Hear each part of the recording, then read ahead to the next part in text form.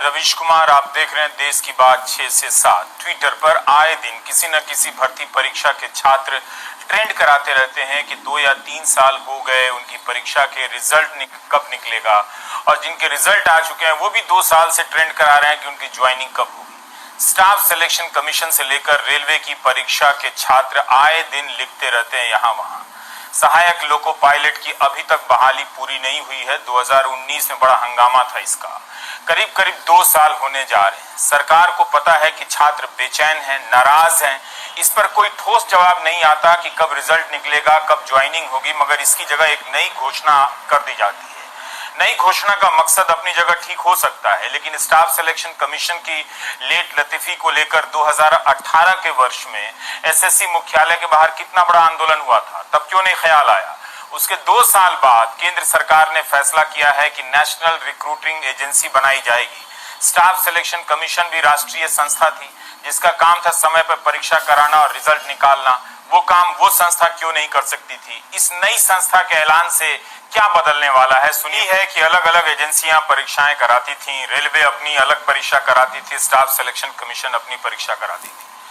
अब भी अलग अलग परीक्षा होगी, मगर एक एजेंसी कराएगी जो पहले कॉमन एलिजिबिलिटी टेस्ट लेगी। करीब 20 प्रकार की परीक्षाएं एजेंसियां अपनी अपनी परीक्षाएं लेती थी। इन सभी को एक एजेंसी के दायरे में लाया जाएगा। यह कितना बड़ा मामला है आप इसी से समझ लें कि 2.5 से 3 करोड़ छात्र केंद्र सरकार की भर्ती परीक्षाओं में शामिल होते हैं।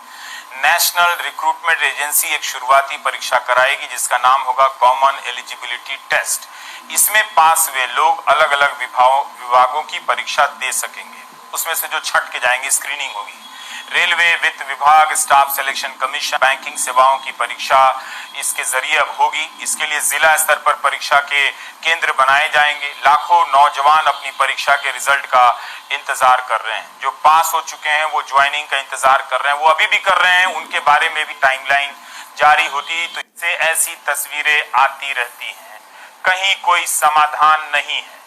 नेशनल रिक्रूटमेंट एजेंसी की तरह ऐसी क्या नई व्यवस्था होने जा रही है जो पुरानी व्यवस्थाओं से नहीं हो सकती थी। और अगर पुरानी व्यवस्थाओं से नहीं हो सकती थी, पुरानी संस्थाएं किसी काम की नहीं है, जो कि लगता भी है कि नहीं है, उनकी पुरानी परीक्षाओं को लेकर कोई नीति क्यों नहीं बनती, क्यों नहीं ऐलान होता कि बैकलॉग जो है वो क्लियर किया जाएगा। यही नहीं, centre for monitoring Indian economy ने अपने सर्वे में बताया है कि अप्रैल से लेकर जुलाई तक 1.8 करोड़ नौकरियां कम हो गई हैं पिछले साल के मुकाबले। सिर्फ जुलाई महीने में 50 लाख सैलरीड यानी हिंदी में वेतन भोगियों की नौकरी चली गई है। 50 लाख। हम समझ रहे हैं सुशांत सिंह का केस सबसे बड़ा है। सारी वेबसाइट पर जाकर देखिए कितना कवरेज है, लेकिन 50 लाख लोगों की नौकरी चली गई है, उसका कवरेज कितना है। मैं किसी को कोई अपवाद नहीं छोड़ता। कल ही हिमांशु शेखर ने बताया कि टूर एंड ट्रेवल सेक्टर का अनुमान है कि 4 करोड़ नौकरियां जाएंगी।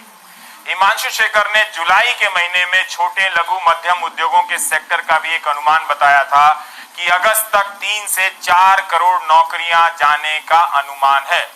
तो चारों तरफ से करोड़ों लोगों की नौकरियां जाने की खबर आ रही है। इस बीच हिमांशु की ये रिपोर्ट देखिए।